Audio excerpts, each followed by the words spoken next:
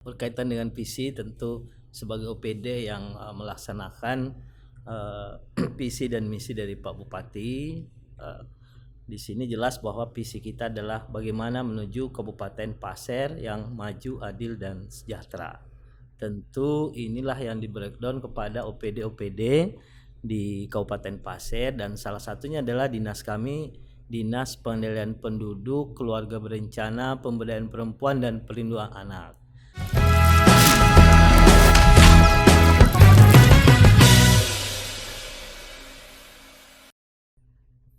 Assalamualaikum warahmatullahi wabarakatuh. Apa kabar Pak Kasrani? Alhamdulillah, kabar Sehat? baik. Sehat. Ya. Alhamdulillah. Iya, kita ketemu di sini Pak di podcast Diskominfo Staper Kabupaten Pasir, di mana sebenarnya bukan baru tapi lebih kita tingkatkan lagi dari sebelumnya. Ya, untuk Pak Kasrani, di mana kesehariannya bertugas di P2KBP 3A atau yang lebih dikenal dengan pemberdayaan ya Pak ya. Ya, betul ya, sekali. Dan untuk Pak Kasrani banyak banget kegiatannya ya, selain sebagai Kabid PUG dan PP, juga sebagai Ketua Kampung Dongeng, Ya, betul. Ketua GPMB, Ketua Pokja Literasi. Ya, alhamdulillah. Tapi sebelumnya memanage ini gimana nih Pak? Waktunya juga. Alhamdulillah, jadi ini merupakan satu amanah ya, kepercayaan, dan tentu kita tidak bisa sendiri. Tapi ada tim yang bekerja di sana. Jadi tugas kita ini ya kita bisa besar, bisa maksimal karena dibantu oleh tim yang kuat di dalamnya. Jadi yang kuat itu adalah tim-tim di situ ya. Seperti itu. Iya. Di sini Pak, untuk kita pengurus utamaan gender ya di Kabupaten Pasir, di mana tentunya visi dan misi perangkat daerah menuju Kabupaten Pasir maju, adil, dan sejahtera. Tentunya buat kita pengurus utamaan gender, pemberdayaan perempuan sendiri sangat banyak Pak ya. Betul sekali ya. Jadi berkaitan dengan visi, tentu sebagai OPD yang melaksanakan visi dan misi dari Pak Bupati, di sini jelas bahwa visi kita adalah bagaimana menuju Kabupaten Pasir yang maju, adil, dan sejahtera. Tentu inilah yang di-breakdown kepada OPD-OPD di Kabupaten Pasir, dan salah satunya adalah dinas kami, Dinas Pengendalian Penduduk, Keluarga Berencana, Pemberdayaan Perempuan, dan Perlindungan Anak. Nah, salah satunya di sana ada bidang yang menangani yang disebut dengan bidang pengarustamaan gender dan pemberdayaan perempuan. Nah, tentu ini sangat erat kaitannya sekali bahwa kalau kita ambil dari misi Pak Bupati maju, adil, dan sejahtera, maka kita bisa melihat bahwa dalam rangka bagaimana mewujudkan kompetensi yang maju itu kita mendapat, karena kita adalah bagaimana meningkatkan SDM. Tentu sebagai OPD kita diharapkan menjadi profesionalitas aparatur, kemudian bagaimana kita lebih mandiri dan berdaya saing, kemudian bagaimana kita melakukan reformasi birokrasi itu dimaju. Kemudian kalau kita breakdown bagaimana adil, tentu pada yang namanya adil bagaimana kita ada kesetaraan, yakni setiap penduduk itu memiliki kesempatan yang sama dalam berbagai hal. Kemudian ada keberlanjutan. Nah, di sejahtera tentu kita ingin meningkat akses kebutuhan dasar masyarakat, kemudian meningkatkan kualitas SDM untuk meningkatkan pendapatan masyarakat. Nah, kalau di misi kita memban di misi keempat ya, bagaimana di misi keempat itu adalah meningkatkan kualitas hidup dan kesejahteraan masyarakat yang merata. Nah, kalau kita lihat di misi keempat itu, maka tujuannya yang kita pertama adalah meningkatkan kualitas hidup dan kesejahteraan masyarakat yang merata. Kita ketahui bahwa untuk mewujudkan ini maka diperlukan diperlukan masyarakat yang gender di situ. Nah, sebelumnya saya jelaskan dulu gender itu apa ya. Karena kadang kita ini berpikir bahwa gender itu adalah jenis kelamin. Nah, ini yang perlu kita jelaskan. Karena gender itu adalah perempuan seperti itu. Padahal gender itu adalah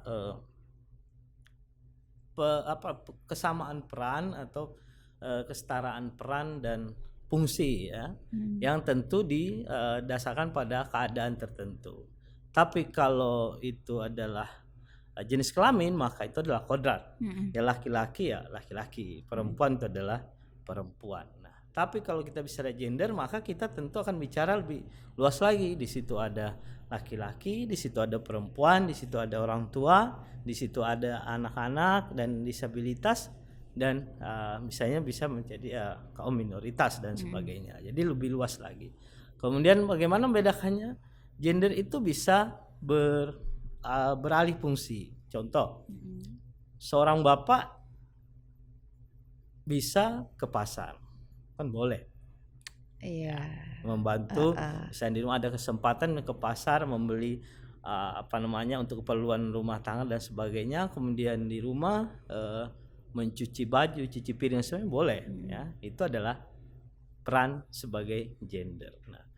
Nah, bagaimana untuk mensinkronkan ini? Tentu harus ada kesamaan hak tadi, sehingga pemerintah sangat concern sekali bagaimana kesetaraan antara laki-laki dan perempuan itu bisa setara, artinya fungsinya bisa bersamaan. Tentu dengan tanda petik bahwa tentu ini karena kita adalah negara yang beragama, tentu itu berdasarkan kaidah agama. Tapi intinya bahwa gender ini dalam agama kita Islam pun sudah diajarkan bahwa konsep gender sebenarnya adalah dari awal adalah berasal dari Islam, dan kita di Al-Quran sudah banyak sekali membicarakan tentang gender itu. Nah, ini yang kita ingin perankan, dan kita patut berbangga Kabupaten Pasir dengan Pak Bupati dan Wakil Bupati yang punya komitmen yang sangat tinggi untuk ini. Terbukti bahwa di misi keempat ini yang tujuannya meningkatkan kualitas hidup dan kesejahteraan masyarakat yang merata, khususnya di sasaran kedua yaitu meningkatkan kesejahteraan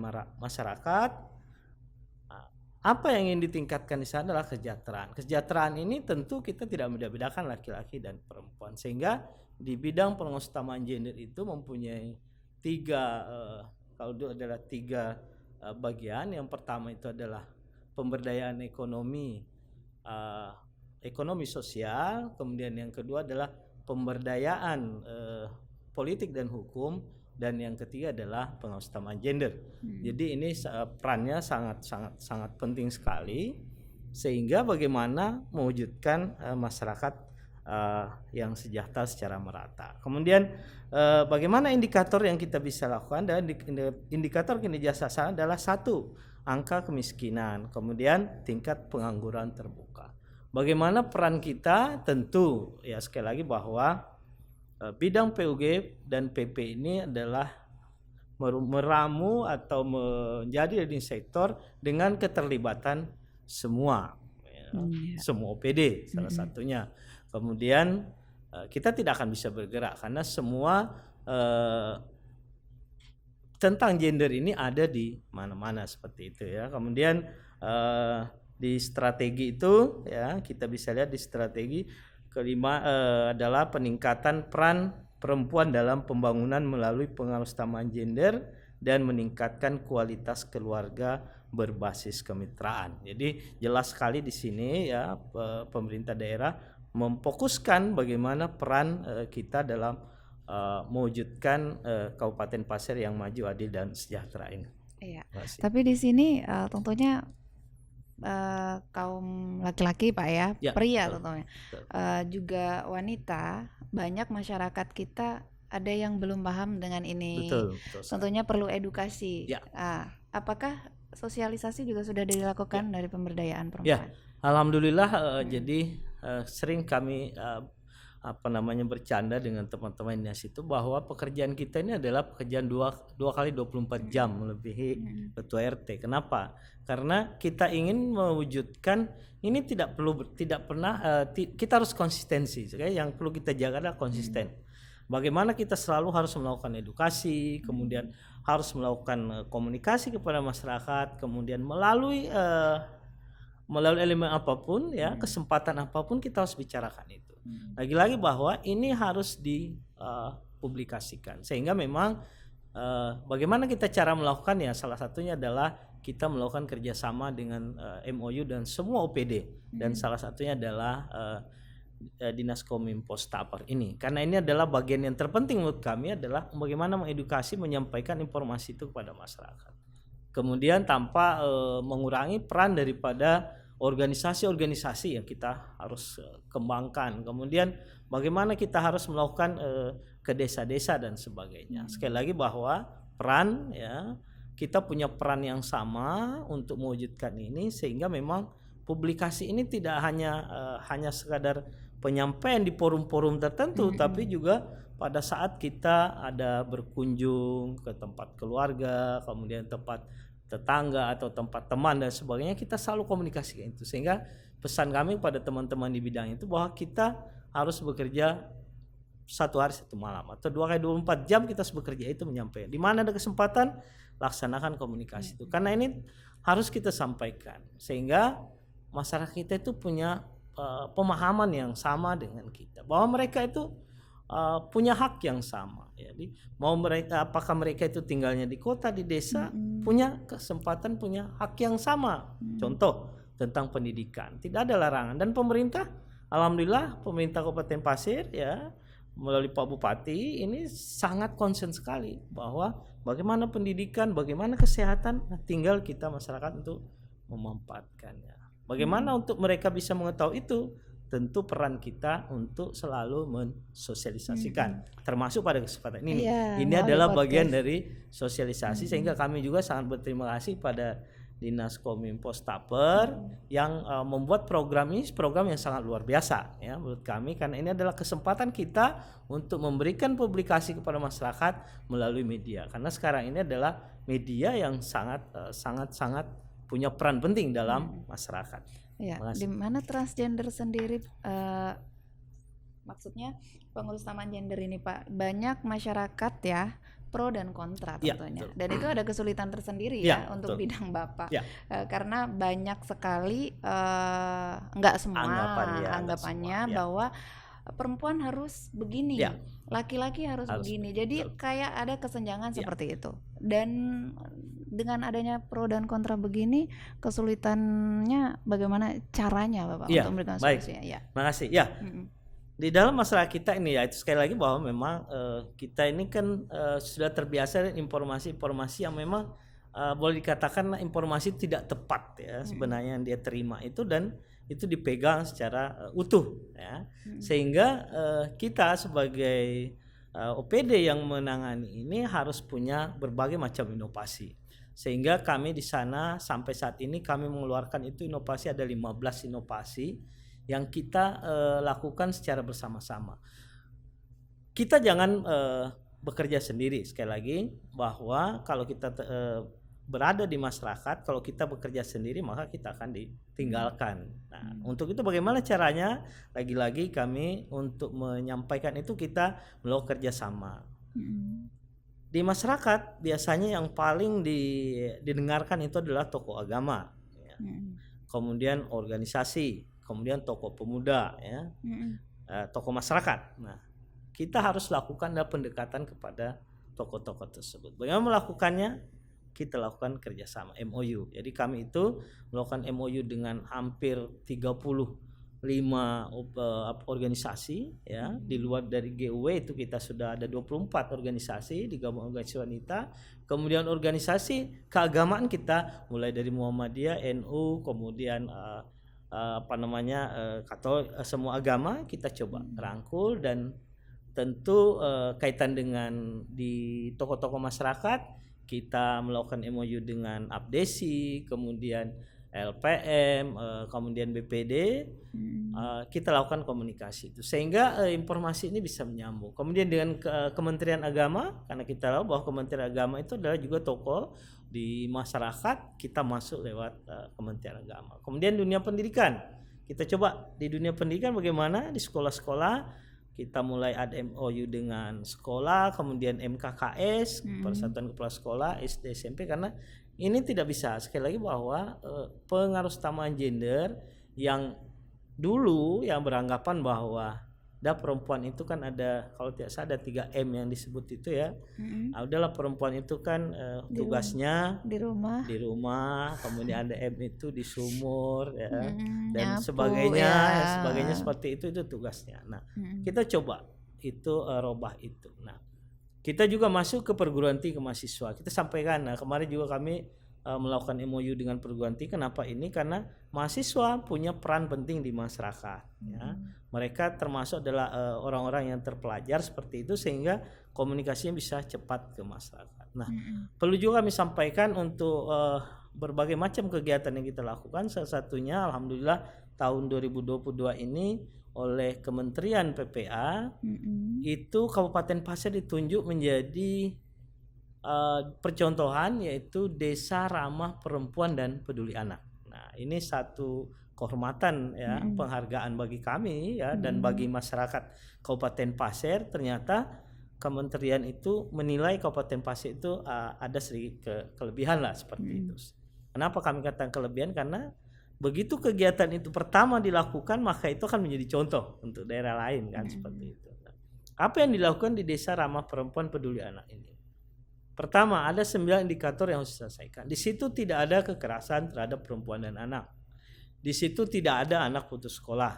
Kemudian di situ tidak ada perkawinan dini, dan ada beberapa indikator yang harus disiapkan. Ini kita bentuk. Nah, alhamdulillah ini tentu sebagai saya sampaikan tadi bahwa Pak Bupati sangat respon sekali dengan pengutamaan gender ini, mengapresiasi, sehingga di tahun 2023 ini instruksi Pak Bupati kemarin di bulan Oktober bahwa 2023 itu Dinas P2KP P3 Kabupaten Pasir khususnya bidang PUG dan PP itu mempunyai mendapat tugas baru bahwa harus menjadikan 139 desa, 5 kelurahan itu menjadi desa dan kelurahan ramah perempuan dan peduli anak. Nah, ini adalah satu tugas ya. Ya kalau kita melihat secara ini berat, tapi kita tidak melihat itu karena ini merupakan satu prestasi, dan ini kalau kita secara bersama-sama seperti ini, apalagi itu adalah berupa instruksi, maka itu akan mudah ya, kan mudah kita lakukan. Komunikasi kita ke desa akan mudah melalui OPD terkait, PMD itu kita akan laksanakan itu. Jadi sekali lagi bahwa bagaimana dulu berpikiran bahwa perempuan itu di nomor 2-kan, kemudian laki-laki yang sudah mau satukan, ini sepertinya sudah pelan-pelan kita sudah bisa atasi. Kemudian kuncinya tadi adalah memang kerjasama ya, bagaimana bersama-sama untuk menyampaikan bagaimana kesamaan gender itu atau gender ini, pengusahaan gender ini harus dilaksanakan untuk mewujudkan Kabupaten Pasir maju dan sejahtera. Ya, yang pastinya kalau sudah seperti itu sejahtera dapat Pak ya. Itu insya Allah sejahtera dapat. Ya. Dan adil untuk perempuan itu sendiri. Ya, betul. Iya, yang pastinya Pak untuk hal yang seperti ini kesulitannya sudah Bapak sudah menyampaikan dari pihak masyarakat sendiri. Ya. Ada pasti yang nggak nerima ya Pak ya. Betul. Ya. Nah, ketemu dengan person atau orang yang seperti ini bagaimana explain-nya? Oh iya, siap. Itu ya mungkin buat tips kita juga cara meng-explain ke others atau orang lain. Ya. Jadi biasanya tapi ya alhamdulillah selama ini kita pada saat sosial dan sebagainya sih alhamdulillah paling ada 1-2 lah yang bertanya. Selalu biasanya itu dikaitkan dengan kedudukan perempuan menurut pandangan agama ya. Nah, dia selalu menyampaikan bahwa pandangan agama. Nah, sekali lagi bahwa konsep gender itu tidak melawan tentang agama, karena sebenarnya di agama, khususnya agama Islam, itu sudah jelas di situ bahwa gender itu kesamaan. Kita membedakan antara laki dan perempuan tidak ada perbedaan. Yang membedakan manusia itu hanya amal dan ibadahnya kan di situ. Kemudian kita coba edukasinya. Tentu kita coba lagi mendekati dengan tadi bahwa kita pada saat sosialisasi dan sebagainya ada tokoh agama dan sebagainya. Kemudian pada saat ini ya kita berdiskusi seperti itu. Kita sampaikan bahwa yang kalau kita berbicara tentang agama jelas itu tidak bisa dirubah ya. Tetapi yang kita masuk di sini adalah tentang pendidikan, tentang kesehatan kan tidak ada mengatur itu ya. Pendidikan punya hak yang sama, kesehatan punya hak yang sama ya. Untuk sejahtera punya hak yang sama, berusaha punya hak yang sama. Dan jangan dikira bahwa sekarang ini pengusaha-pengusaha itu banyak perempuan. Yang banyak membantu keluarga itu adalah perempuan. Kita bisa lihat pada saat pandemi yang berlangsung kemarin 2 tahun ini, yang maju itu adalah UMKM. Siapa di dalamnya? Itu adalah perempuan. Dia mampu memanfaatkan kondisi itu dengan memanfaatkan media, dia bisa berjualan. Nah, tetapi satu yang jadi permasalahan kita adalah banyak yang terjadi, yang ini yang terus kami publikasikan termasuk dengan OPD terkait, bahwa kadang yang menjadikan kita perempuan itu bisa tertinggal adalah kalau di bidang ekonomi, di bidang usaha UMKM itu perempuan yang punya usaha, tetapi begitu dia perizinan dia mengalami kendala. Kendalanya seperti apa? Dia menyerahkan kepada suaminya atau kakaknya yang laki-laki, sehingga begitu pendataan yang perempuan tidak terdata karena itu menjadi milik laki-laki. Nah, ini yang perlu kita sosialisasikan, bahwa bagaimana Kabupaten Pasir itu meningkatkan pendapatan perempuan dengan salah satunya adalah izin usaha itu harus perempuan. Ini kami sudah juga bertemu dengan perizinan bagaimana ini, dan ternyata sekarang itu memang sudah yang punya usaha dia harus melakukan izin sendiri, dan itu sangat dipermudah. Hanya membawa KTP kemudian membawa kartu keluarga, usahanya itu sudah jadi. Nah, ini yang juga menjadi fokus kami ke depan, bagaimana kita membantu UMKM perempuan itu untuk bisa langsung mendapatkan izin dengan atas nama perempuan itu. Nah, ini jadi menurut kami yang kendala seperti itu pasti kita temukan, tetapi sangat sampai saat ini sangat minim sekali ya. Karena begitu kita edukasi tentang pentingnya ini, mereka sudah paham. Nah, kita bisa buktikan bahwa kalau itu misalnya perempuan di nomor 2, kan kita bisa lihat presiden kita pernah perempuan, dan sekarang kita bisa lebih gampang lagi mencontohkan wakil bupati kita perempuan. Jadi artinya semua punya kesempatan yang sama, tergantung bagaimana dia niatnya untuk terus maju, dan jangan pernah menyerah. Artinya bahwa wah sudahlah, nanti serahkan ke bapak-bapaknya aja, serahkan laki-laki, saya di belakang aja. Nah, itu jangan pernah. Jadi prinsipnya sekarang itu bagaimana kita mewujudkan ya dalam rangka pemberdayaan perempuan ini, perempuan itu harus berani tampil di depan ya. Fight ya Pak ya. Terima kasih. Iya, dan tentunya untuk angka kemiskinan nih Pak ya, indikator kinerja sasaran dengan adanya pengurus utamaan gender berkurang Pak ya? Iya. Jadi angka kemiskinan dan tingkat pengangguran terbuka yang biasa perempuan di rumah saja, mereka bisa tampil juga dan bisa menambah penghasilan di dalam rumah itu sendiri. Betul dan otomatis kesejahteraan ada Pak ya? Ya, jadi dengan demikian maka kita coba dan ini sudah berjalan sebenarnya, bahwa banyak OPD-OPD yang lain yang kita sudah MOU, termasuk adalah Disperindakop dan sebagainya, itu sudah membina UMKM ini. Nah, tentu dengan ini maka sekali lagi bahwa kesejahteraan itu bisa, kemiskinan bisa ya. Nah, yang perlu kita lakukan adalah bagaimana pembinaan secara kontinu ke depan, pelatihan dan sebagainya, dan diharapkan juga nanti ada bantuan-bantuan usaha dan sebagainya ya pada kelompok-kelompok perempuan. Nah, jadi salah satu inovasi yang dikeluarkan oleh DP2 KBP 3 Kabupaten Pasir itu, kita kalau di bidang ekonomi ada namanya Satepuan ya. Satepuan itu satu desa satu kelompok usaha perempuan. Nah, bagaimana untuk melaksanakan ini, kami bekerja sama dengan tim penggerak PKK Kabupaten Pasir. Nah, karena di tim penggerak PKK ini ada usaha yang namanya dilaksanakan oleh Pokja 2, itu ada UP2K.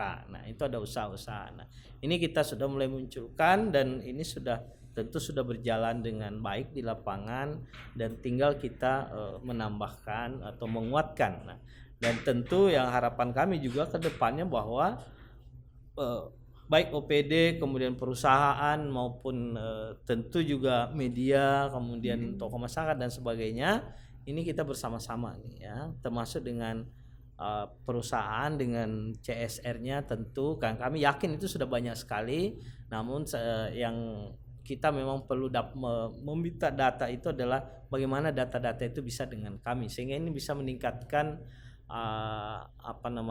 tingkat pemberdayaan perempuan kita di Kabupaten Pasir. Kami yakin teman-teman sudah bekerja semua seperti itu. Jadi sekali lagi bahwa pemberdayaan ekonomi perempuan itu sudah berjalan sebenarnya, tinggal bagaimana kita menyatukan langkah ini ke depan, kemudian bersama-sama ya, karena kita sebenarnya satu tujuan, bagaimana masyarakat itu sejahtera.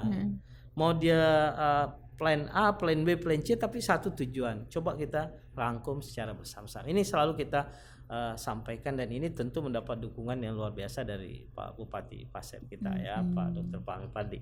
Di mana pengutamaan gender ini Pak ya, yang pastinya untuk edukasi masyarakat Kabupaten Pasir harus tahu dulu bahwa perempuan boleh.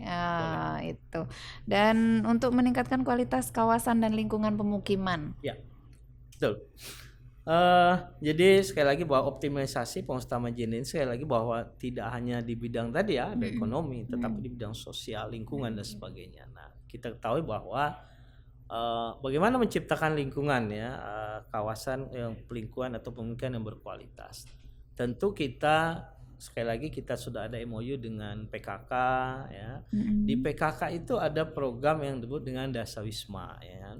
Program Dasawisma ini kemudian di situ ada Pokja 1, 2, 3, sebenarnya salah satunya adalah Pokja tentang lingkungan sehat. Kita coba kembangkan kita bersama-sama, karena bagaimana mewujudkan lingkungan yang sehat ini akan berdampak kepada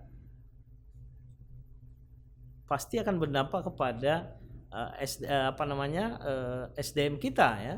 Bagaimana lingkungan yang baik itu akan menjadi daerah yang sehat ya. Karena itu berpengaruh Pak ya. Dan sehat itu maka akan meningkatkan SDM, akan meningkatkan pendidikan, karena bagaimanapun dengan kondisi misalnya yang fit, yang sehat itu akan mudah untuk, dan kemudian dalam bekerja akan menghasilkan ya, tentu kesejahteraan juga akan meningkat. Jadi sekali lagi bahwa ini sangat erat kaitannya. Jadi kawasan dan lingkungan pemukiman itu harus ditingkatkan kualitasnya. Tentu ini ada OPD yang menangani tersendiri, tapi kita sekali lagi bahwa kita sudah adakan MOU dengan ini. Kemudian nanti bagaimana? Karena memang tugas kami ini adalah sekali lagi adalah yang terpenting adalah bagaimana kita melakukan edukasi, kemudian melakukan komunikasi, koordinasi dengan semua pihak, sehingga ini bisa kita laksanakan. Sehingga bahwa sangat menentukan kualitas kawasan dan lingkungan pemukiman, peningkatan itu sangat menentukan. Sehingga kita lihat program pemerintah, ada pembangunan rumah layak huni dan sebagainya. Ini adalah bagian terpenting, karena salah satu hak dasar hak dasar manusia adalah mendapatkan tempat yang layak kan, seperti itu. Nah, ini adalah bagian tugas dari negara ya, tentu tugas dari pemerintah untuk itu. Sekali lagi bahwa ini sangat saling mengikat ya, saling berhubungan ya. Bagaimana mewujudkan lingkungan yang sehat, kemudian nanti akan terjadi keluarga yang sehat. Dari keluarga yang sehat itu akan menjadikan SDM yang bagus, kemudian nanti akan mewujudkan keluarga yang sejahtera. Oke, jadi tentunya buat masyarakat Kabupaten Pasir dengan hadirnya podcast ini, dan di mana hari ini bersama Bapak Kasrani sudah dijelaskan untuk pengutamaan gender sendiri tidak ada perbedaan, semua balance. Seimbang. Jadi untuk rumah tangga sendiri, untuk masyarakat sendiri, kalau sesuatu yang seimbang tentunya nyaman, semuanya akan diraih Pak ya. Sudah jadi saya tambah sedikit bahwa kita berbicara tentang keluarga tadi, yang kita tadi juga inginkan bahwa dalam satu keluarga itu ya sudah harus memahami konsep gender. Artinya apa?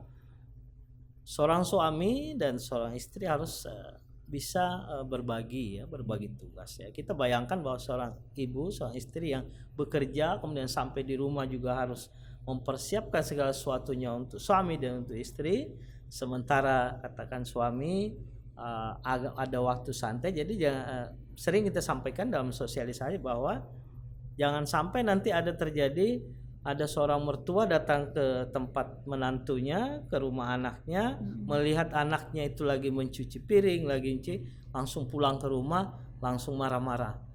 anak saya di rumah tidak pernah seperti itu, kok sampai sudah berkeluarga malah disuruh sama istri. Tidak, itu karena ada komunikasi kita sebelumnya. Tidak ada salahnya.